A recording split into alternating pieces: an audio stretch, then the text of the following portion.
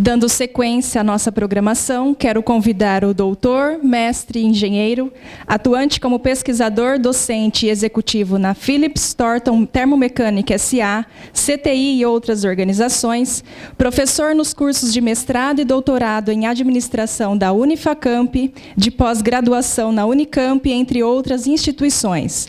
Nos últimos 5 anos, teve mais de 50 publicações, entre livros, congressos e artigos em revistas científicas, desenvolveu projetos em gestão da inovação e do capital humano em dezenas de empresas, tendo coordenado importantes projetos de abrangência nacional. É pesquisador nível DT2 no CNPq, distinção para pesquisadores de alta produtividade em inovação e desenvolvimento tecnológico. Por favor, Dr. Marco Antônio Silveira. Muito obrigado, bom dia a todos. Eu estou me sentindo muito honrado, alegre de estar aqui. Quando eu acordei hoje de manhã, foi quando a gente acorda com um brilho especial, e aí depois é que eu fui perceber, porque estar com o pessoal da área de turismo é estar com gente de alto astral, boas energias, e eu estou sentindo tudo isso. E, Rodrigo, a tua fala me despertou tanta coisa em relação à região de Campinas que, na minha concepção, a gente põe a França no chinelo, França inteira, né? Porque realmente é um potencial muito grande, né? E sou feliz também por encontrar tantas pessoas aqui que eu conheço, que eu gosto. O Luiz Freitas, que eu não conhecia, mas tem ótimas referências. A Helena Ribeiro, que é uma amiga parceirona de longa data.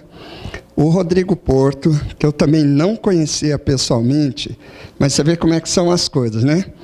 Eu sou presidente de uma instituição beneficente.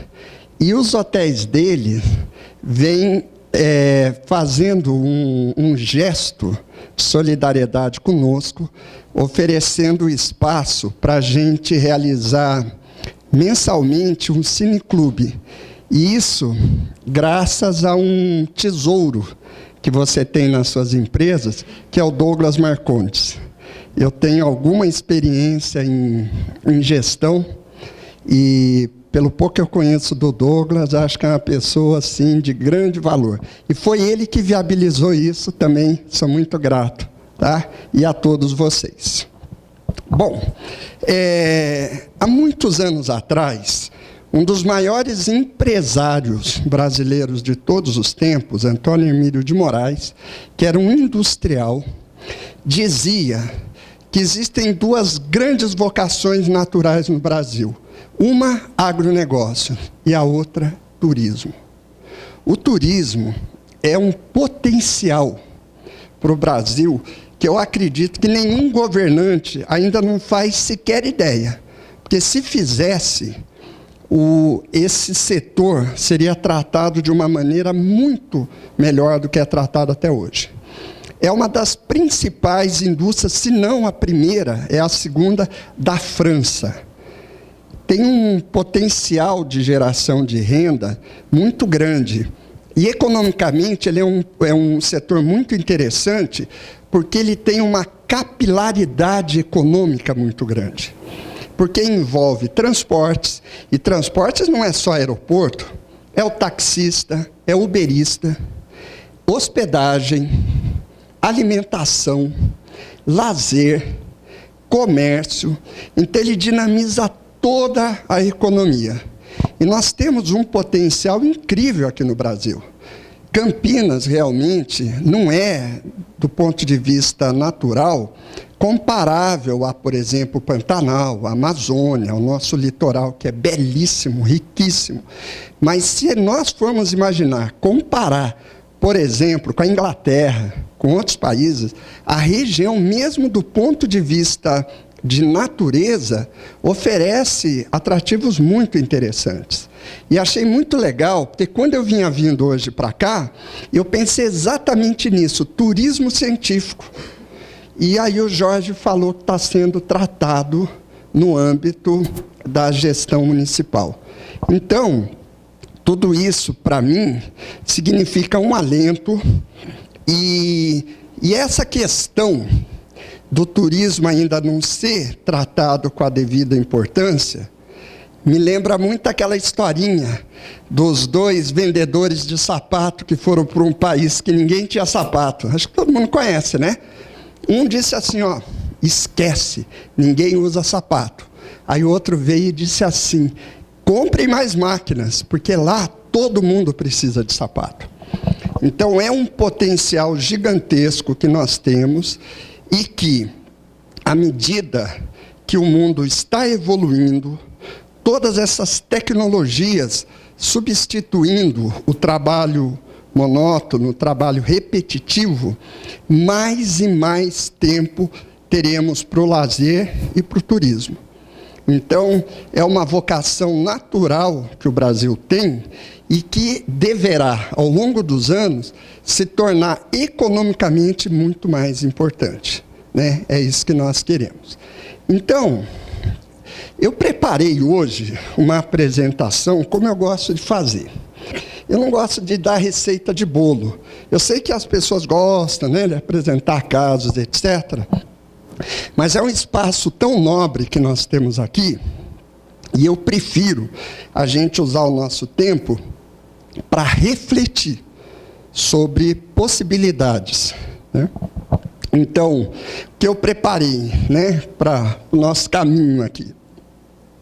A gente entender um pouco melhor quais são os desafios dos mercados atuais, entender as peculiaridades do setor de serviços, essa questão da inovação, né? Como é que nós estamos hoje e depois, como é que será o futuro, conhecimento e capital humano, que é a base de tudo, principalmente no setor de serviços, e a inovação através das pessoas, e se der tempo, e a Giovana deixar, mostrar um caso muito rápido aí para ilustrar, ok?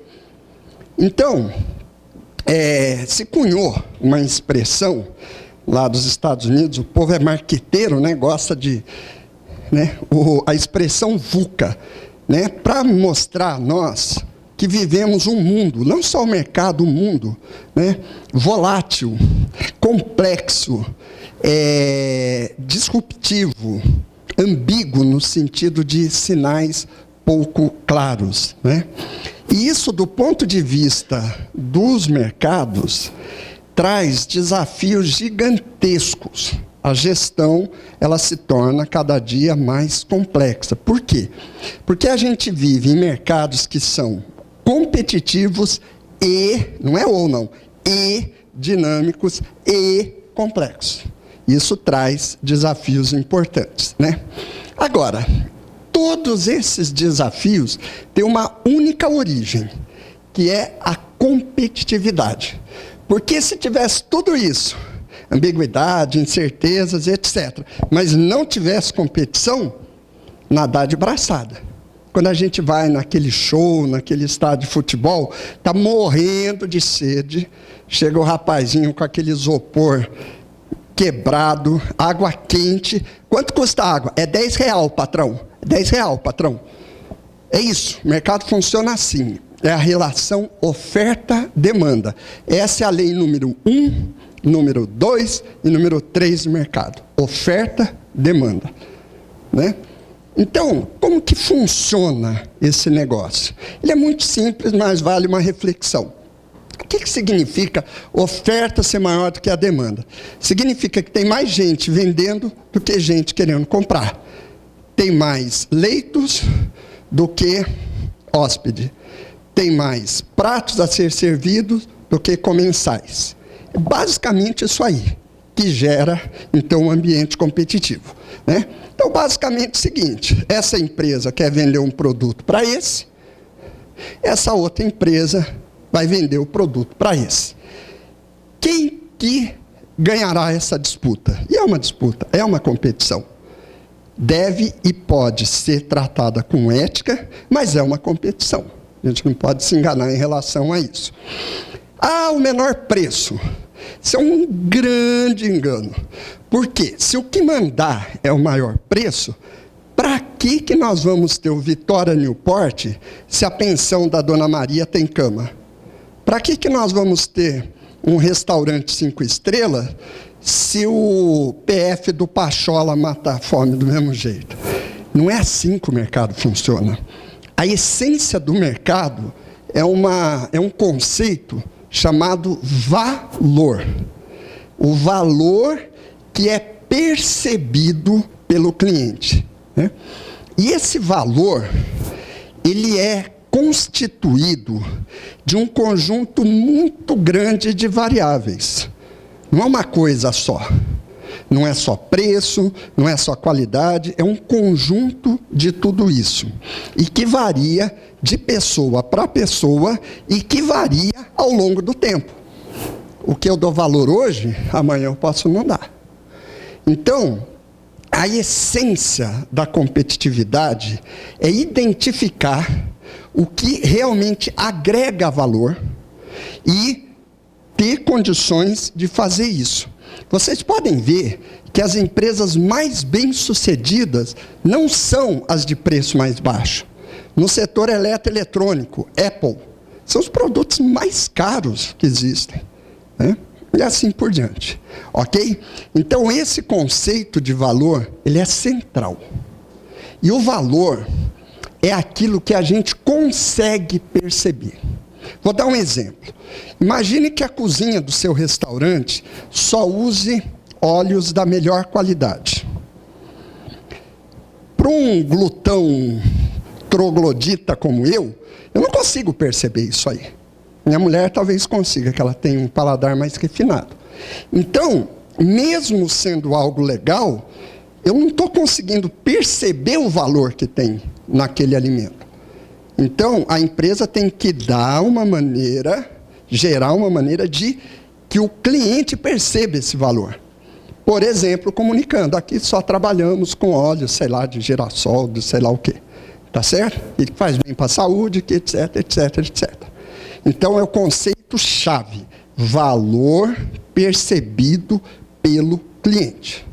E esse valor depende. Por exemplo, se eu vou almoçar agora, no meio do dia do trabalho, um valor, para mim, marco, fundamental, é rapidez. Se eu tiver que ficar numa fila para pagar, para pegar alimento, me perdeu de longe.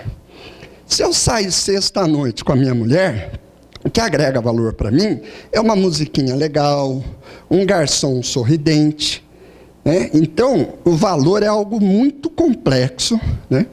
E uma vez eu estava nos Estados Unidos, uma especialista em marketing falando sobre isso, e aí eu perguntei para ela, mas então qual que é o segredo? Ela disse o seguinte, olha, não dá, não tem uma receita, mas eu tenho um princípio. Preste muita atenção em tudo aquilo que afeta emocionalmente o seu cliente. Então, essa é uma dica que eu deixo para vocês, principalmente no setor de serviços, que é extremamente sensível a essas coisas. Preste atenção em todos os fatores que afetam emocionalmente o seu cliente. Todos nós aqui sabemos, conhecemos pessoas que não entram numa determinada lógica porque um dia uma vendedora tratou mal. Não é isso? Vocês conhecem casos assim? Eu conheço vários. Entendeu? Quer dizer, não há racionalidade. Mas afetou emocionalmente, meu irmão, é dureza. Tá? Então, esse conceito de valor é um conceito que é inerente ao ser humano. Que, na verdade, quando a gente fala custo-benefício, a gente quer dizer perdas e ganhos. Toda decisão na nossa vida, não só de compra, quem que eu caso, que curso que eu faço, para onde que eu vou, sempre é baseado numa percepção de perdas e ganhos. Então, na aquisição de um produto, isso se mantém.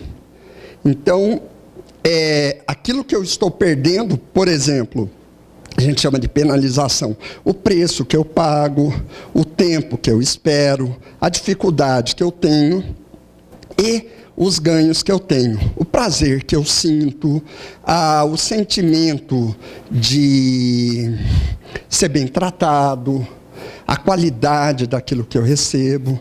Então, é um conjunto de fatores, ok? Então, esse é um conceito central.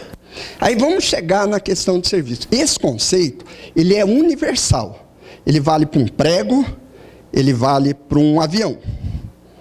Porém, a complexidade do setor de serviços é muito maior. As pessoas, na verdade, uma experiência que eu tenho aí de mais de 20 anos na área de gestão, elas confundem um pouco as coisas.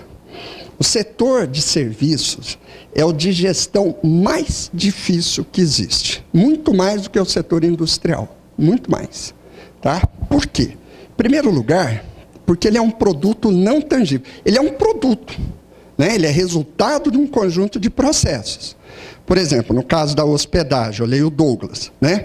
Ele é um produto do tipo acomodação, com as suas diversas peculiaridades. Então, ele é algo intangível. A cama é tangível, o ar-condicionado é tangível, o sistema de Wi-Fi é tangível, mas a percepção, que é o conjunto de tudo isso, é intangível. É diferente, por exemplo, desse equipamentozinho, né? Porque aqui, ó, ele põe para frente, põe para trás, ele funciona, não funciona, resolvido. Agora, ser intangível é de complexidade muito maior, né? Segundo, isso é um fator importante no nosso dia de hoje aqui, porque eu quero falar. Ele é altamente dependente do fator humano. Depende fundamentalmente do fator humano. Tá? Terceiro, não dá para estocar. Não dá para eu ficar fazendo check-in terça-feira, meio-dia, que seria bom, né? Ok? A qualidade é percebida diretamente pelo cliente. É aquele caso da loja que eu falei. E os casos positivos também, que é uma impressão positiva. Né? É direto. Uma característica do serviço, assim, tecnicamente falando, é um tipo de produto cuja oferta é concomitante com o consumo. Entenderam? Esse produto ele foi feito lá numa fábrica, sei lá que dia. Aí ele veio para mim. Agora, quando eu estou, por exemplo, servindo uma mesa, eu estou executando o processo de servir mesa e imediatamente ela está consumindo esse serviço. Então, os erros são muito mais críticos, porque não dá para tentar minimizar depois, né? E ele tem baixa repetibilidade por tudo isso que eu falei. Diferente, por exemplo, de uma produção industrial. Ok? Bom, somando tudo isso que eu estou falando aí dentro do tal do mundo VUCO, então as empresas hoje, seja de turismo ou não, seja de serviços ou não, mas o nosso foco é serviços e turismo, é que ele é um mercado competitivo, que muda continuamente, que exige cada vez mais qualidade de vida, graças a Deus, e que nós estamos num momento de grandes restrições financeiras. Estávamos conversando agora há pouco aqui, tá? O Luiz mesmo falou, né? Eu acho ótimo isso aí, que tem um potencial de atratividade para o capital internacional muito grande, mas ainda as restrições financeiras são muito graves. Então, resumindo isso, qual é o grande desafio? Inovar continuamente, inovar continuamente, inovar hoje, amanhã, depois da manhã, daqui 5 meses, daqui 10 anos. Com eficiência e eficácia, porque tem baixa margem de erro, visando a sustentabilidade empresarial. O que é sustentabilidade empresarial? É fechar o caixa hoje, mas garantir que a empresa exista daqui a 5, 10 anos. Coisa que é muito difícil de acontecer. Alright? Tudo bem? Eu não falei nem a Giovana, mas assim, nós vamos ter depois do intervalo um espaço para perguntas, para colocações de todos. Então, nessa primeira parte, a gente não abre para perguntas. Ok? Bom, então vamos lá. O que é inovação? Ah, ser humano como gosta de complicar as coisas. Ai, como a gente complica o que é simples. E depois tem um trabalho para resolver as complicações que a gente faz. A área de inovação é um exemplo muito bom. Por quê? Porque a inovação é a coisa mais comum da vida humana que existe. Desde que a sua tataravó pisou no planeta, a gente inova. O tempo todo. O tempo todo. Qualquer aspecto da vida humana que a gente olhar, a gente só vê inovação, inovação. Por exemplo, na escrita, desde as cavernas até o Word, né? Meios de transporte, né? Evoluindo continuamente, continuamente. A Toyota está lançando um carro híbrido agora, né? Gasolina, álcool e energia elétrica. Você não para, qualquer aspecto da vida humana.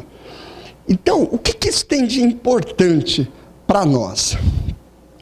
É que se isso faz parte da vida humana, que bom que a nossa organização consiga mobilizar esse potencial que existe dentro de nós.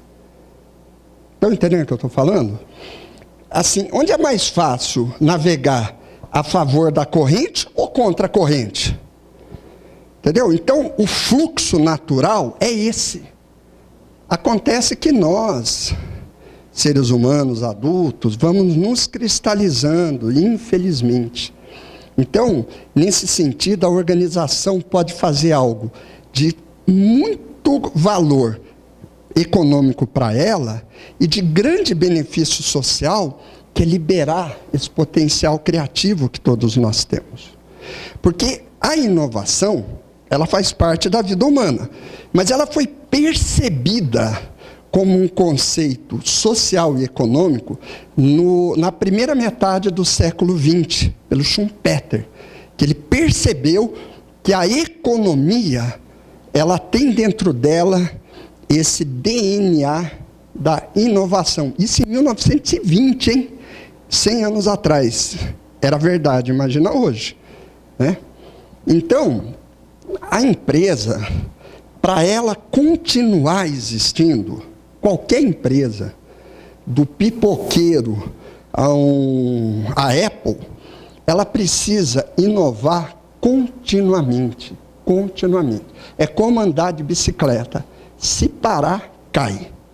Então, ele é um processo natural exigido pelo mundo que a gente vive, né? Então, portanto, é base da estratégia competitiva das grandes empresas mundiais. Mas aí começa a tal das complicações que a gente faz, né? Então, quando eu vejo Google, 3M, sei lá, Microsoft, etc., é muito fácil perceber uma estratégia fundamentada na inovação. Isso é fácil perceber. Aí eu pergunto para vocês, e nesse caso aí, tem inovação?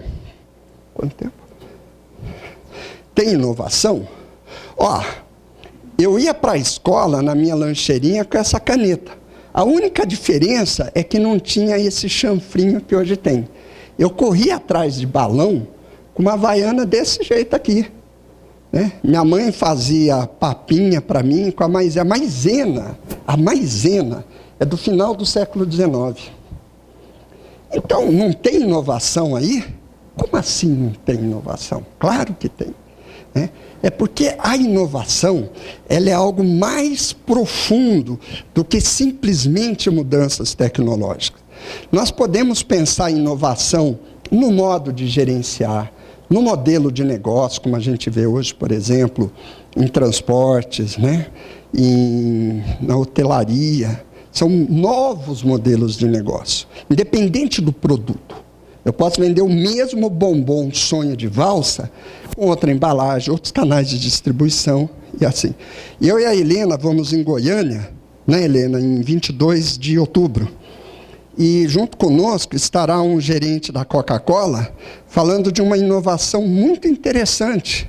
Coisa assim, né, simplérrima. Falei, pô, como é que ninguém nunca pensou antes? Na hora dos debates, a Helena que conseguiu esse caso, ela conta qual é, tá? Pode ser de um processo, né? E pode ser de um produto, ok? Então, o que a gente chama de inovação é algo que tem valor econômico.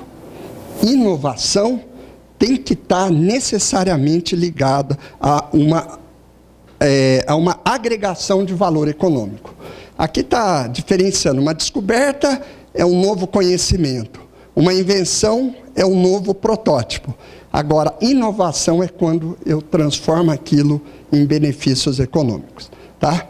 E como eu disse, nos mercados atuais, as empresas precisam gerar vantagens competitivas, não é isso? Muitos hotéis, muitos restaurantes. Então, para que você escolha o meu, eu tenho que ter uma vantagem competitiva em relação ao outro. E a inovação, ela é fundamental. Ela não é uma opção.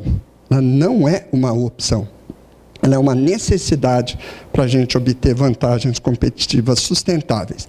Eu acho legal, se alguém não concordar com isso, na hora do debate falar. Para a gente não ficar assim, sabe, na superficialidade, nos chavões. A gente entender profundamente o que significa isso aí, na prática. Alright? Tudo bem? Então, eu sou pesquisador desse centro de pesquisa que trabalha com alta tecnologia há mais de 30 anos. Desde que eu comecei. E olha que eu trabalhava com alta tecnologia só, em laboratórios. Mas assim, eu ficava abismado de perceber a falta de visão das pessoas em relação à importância do fator humano, desde aquela época. Se vocês pegarem fitas, registro de palestras, debates, vocês vão ver falar continuamente isso aí, né? Hoje está melhorando. Mas há 15, 20 anos atrás, inovação era agregar alguma coisa tecnológica. Por exemplo, o que é inovação no hotel? Ah, ter chave magnética. Ah, é fazer check-in pela web. Sabe, coisas assim. Legal, é ótimo, isso é maravilhoso. Tá? Mas isso é o simples. O que eu preciso para isso é grana. Só isso. É simples, não é fácil porque precisa de dinheiro.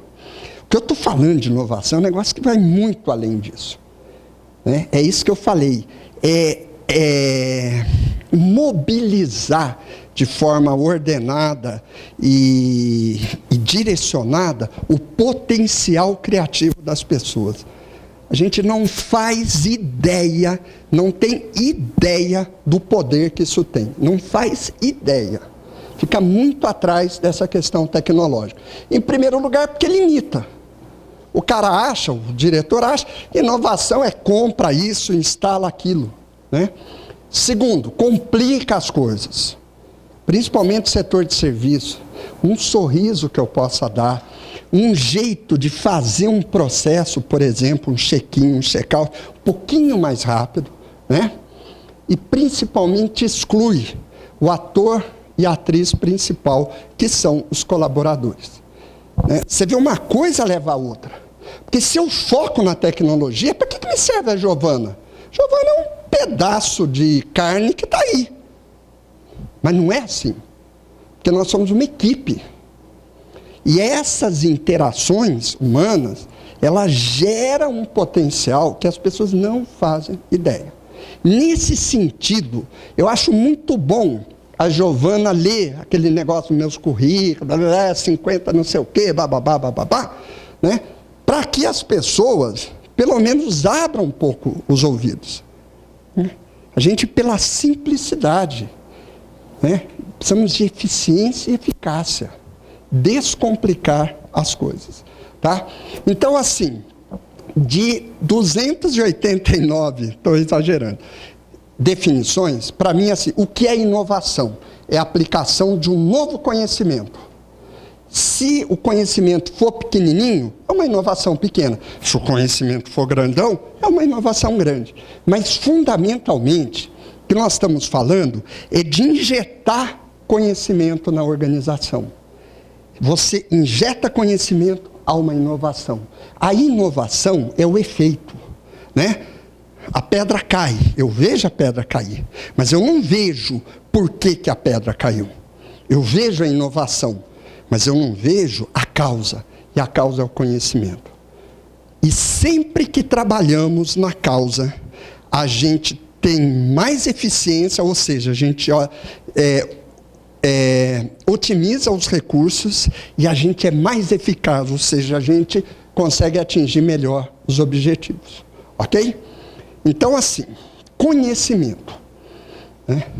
Conhecimento é algo que todo mundo sabe o que é, até o momento que a gente pede para a pessoa explicar. É como o tempo. Todo mundo sabe o que é o tempo. Explica o que é o tempo. Né? O conhecimento ele é central na vida humana, ele não é um detalhe. Ele não é cabelo, ele não é unha. Ele é central. Só o ser humano tem a capacidade de conhecer. É uma característica intrínseca. Você vai me falar assim, mas a abelhinha faz mel e o mel não se deteriora, blá, blá, blá, isso é conhecimento. É outra coisa. Por quê? Porque o mel que a abelhinha faz hoje é exatamente igual a que a tataravó dela fez. E a tataraneta vai fazer igual. A casa do João de Barro, idem. E assim por diante. O dique do castor e assim por diante. Agora, essa capacidade de perceber o que está acontecendo e abstrair, ou seja, gerar alguma coisa que ainda não existe, é só do ser humano. É isso que a gente chama de conhecimento. Tá? E é ele que é o responsável por tudo o que a gente vê de evolução. Tudo nessa sala, com exceção do ar, de nós mesmos e da água, é fruto do conhecimento humano. O conhecimento humano que nos tirou das cavernas, o conhecimento humano que nos ensinou a cozinhar e assim por diante. Então, ele é uma característica central. Né? E olha só, né? Ele é a base da inovação, ele faz parte do ser humano e ele é ainda muito ignorado. Né? Ou seja, a história do país dos descalços. Né? Então, o conhecimento é uma coisa muito difícil da gente sintetizar numa definição. Tem várias. A que eu mais gosto é uma crença verdadeira justificada. Mas o que é mais importante para nós aqui hoje, e principalmente para quem gerencia, mesmo que seja uma única pessoa, é entender que conhecimento é diferente de informação. Informação é o que tem no livro, informação é aquilo que você fala para as pessoas, informação é o que está no procedimento. Conhecimento é a metabolização que cada um de nós fazemos. Ninguém pode conhecer pelo outro, assim como ninguém pode se alimentar pelo outro, assim como ninguém pode fazer exercício físico pelo outro. É um processo intrínseco a cada um. É um detalhe importantíssimo para a educação de filhos, para auxílio às pessoas e para gestão de pessoas. Tá? Porque não é uma coisa geral. O conhecimento ele tem que ser resultado de interações humanas. E não de simples... Não, mas eu já falei. Né? Eu já falei. Resolveu? Não. Então, não é isso aí. Então, assim, a informação chega até nós, a gente metaboliza isso em conhecimento, e esse conhecimento, então, ele exige uma reflexão. O que gera conhecimento não é a informação, principalmente, é a reflexão. O que gera conhecimento é a reflexão. Sem informação, eu consigo gerar novos conhecimentos. Senão, a gente estaria nas cavernas, não é isso? Essa lâmpada existia antes de alguém pensar nela? Estão entendendo o que eu estou dizendo? Eu posso chegar a um conhecimento sem informação, mas nunca vou chegar num conhecimento sem reflexão. Então, aí é uma dica valiosíssima de como conduzir equipes, fazendo pensar, fazendo refletir. É isso que gera conhecimento, e o conhecimento é que agrega valor. Informação. Se informação adiantasse, a gente compraria uma biblioteca e estava tudo resolvido. Tá certo? São coisas muito óbvias, mas eu estou reunindo para a gente refletir juntos a respeito desses aspectos, né? E aí, quando eu mobilizo esse conhecimento, não informação, na forma de melhores ações, na forma de melhores decisões, é isso a gente chama de competência. Então, o conhecimento ninguém vê, a gente externaliza através de uma atuação mais competente, ok? E essa competência, ela não depende só de conhecimento, ela é um conjunto também de habilidades e de atitudes. Então, o conhecimento nos mostra o que fazer e por que fazer. A habilidade é a prática de como fazer. E a atitude é ser. Parêntese. Claro que tudo é importante. Porém, de baixo para cima, o nível de dificuldade diminui. Ou melhor, de cima para baixo, o nível de dificuldade aumentar. Então, é mais fácil eu agregar um conhecimento do que um novo comportamento. Então, daí a importância que nós temos, né, de tratar essa dimensão subjetiva das organizações. Porque, na medida em que eu gerar novos comportamentos, novas competências, novos conhecimentos, naturalmente a inovação vai acontecer. Naturalmente. Tá? E isso vai gerar, então, aquilo que nós precisamos para as nossas organizações. Competitividade, ou que eu prefiro, sustentabilidade. Oh, muito grato, Giovana. Sustentabilidade empresarial. Ok? Essa é a raiz. Essa é a raiz. E a gente fica, né, brigando aqui em cima. É como se eu chegasse para uma laranjeira, dá laranja a laranjeira, dá laranja a laranjeira. Não é assim. Eu trabalho a raiz. Eu fertilizo, dou água, dou boas condições, certeza que aquela laranjeira vai dar mais laranja. Certeza. Ok?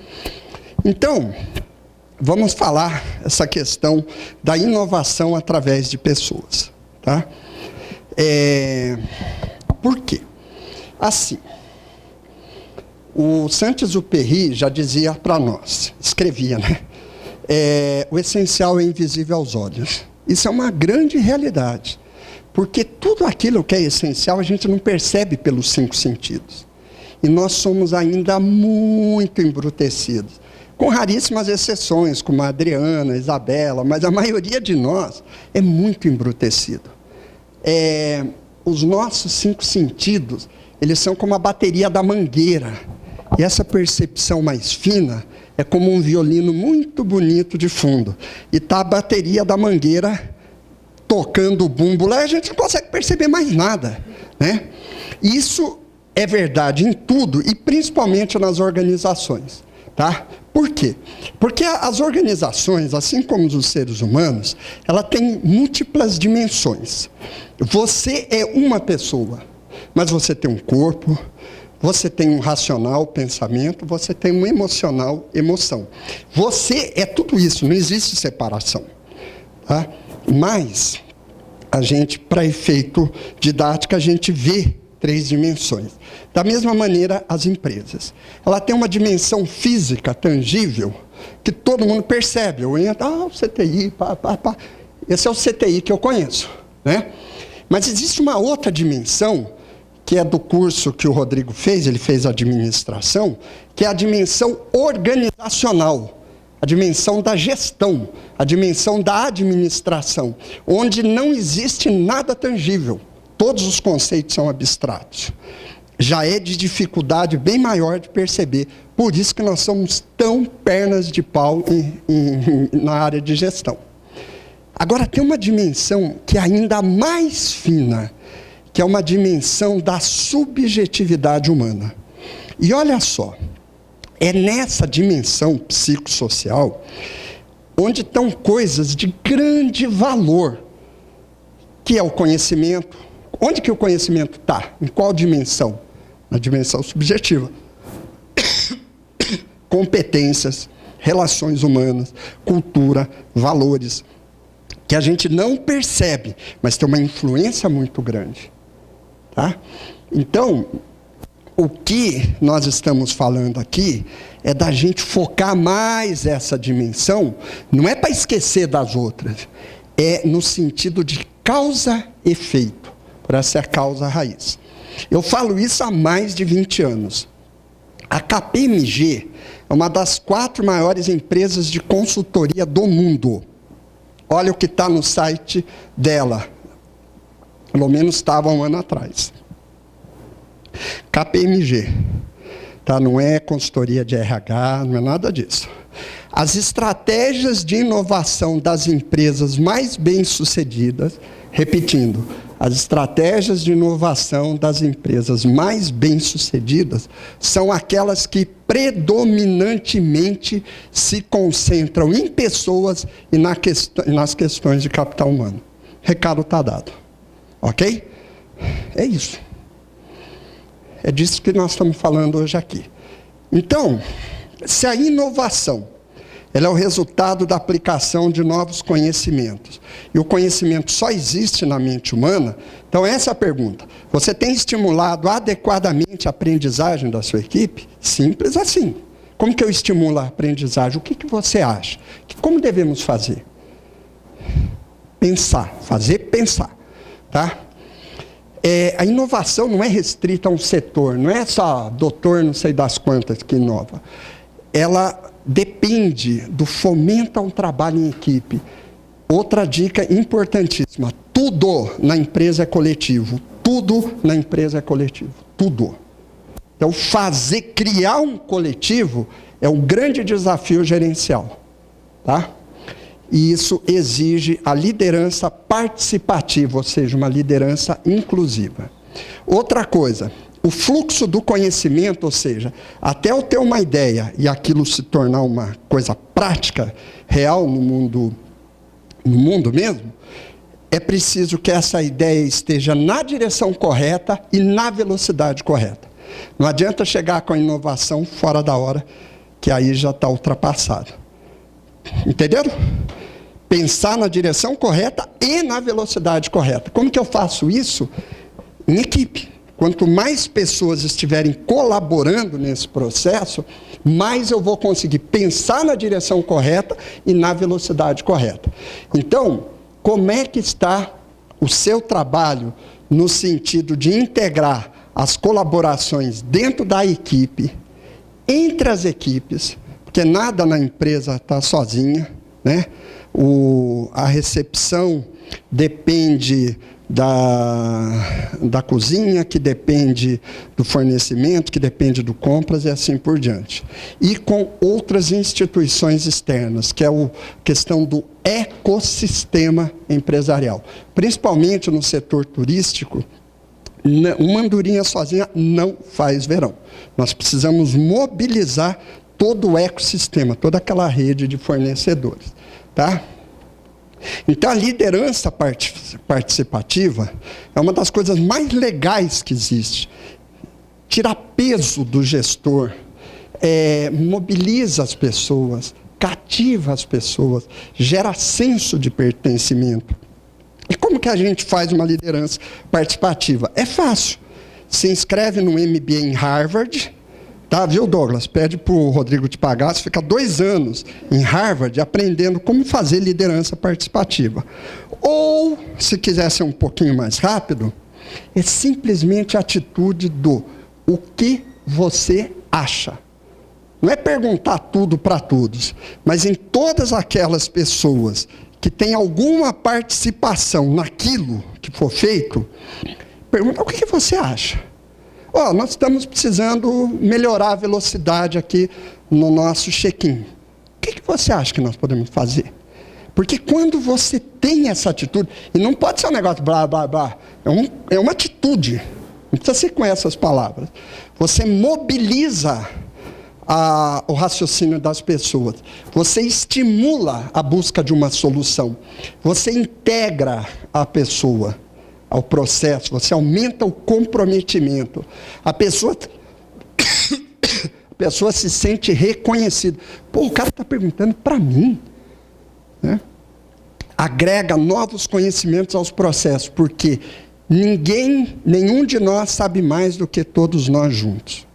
Então, por mais PhD que você seja, ninguém vai saber mais do que a equipe como um todo. E torna o trabalho mais estimulante, é um fator de saúde mental. Um dia a gente pode até falar sobre isso, já falei. Então, assim, resumindo, a inovação depende da capacidade de aprendizagem individual, estimular, né? Pensa, tá, o que você acha? Mesmo que você saiba a solução. Né? E do trabalho em equipe. Então, a gestão e construção de uma equipe coesa e motivada aumenta a capacidade de inovação da empresa. Então, agregue todas as tecnologias que você quiser. Mas, em termos de custo-benefício, essa inovação através de pessoas é extremamente benéfica. Tem uma relação custo-benefício altíssima. Pena que as pessoas ainda não se dão conta disso. Tá? Bom, agora então, já que nós estamos falando só de pessoas, agora falar uma coisa um pouquinho mais tecnológica, ligado às pessoas. Tá? Então, vamos voltar àquilo que eu disse no início. Qual que é o papel das pessoas para o sucesso da empresa no século XXI?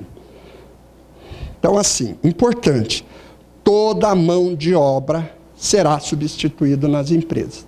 Dia 17 eu estarei em Brasília, num evento, dando uma palestra num evento, e o tema é esse aqui. Tá? Então, toda a mão de obra vai ser substituída. Como que nós ficamos? Então, para mim, um dos dois maiores empresários de todos os tempos, Steve Jobs. Olha o que ele fala.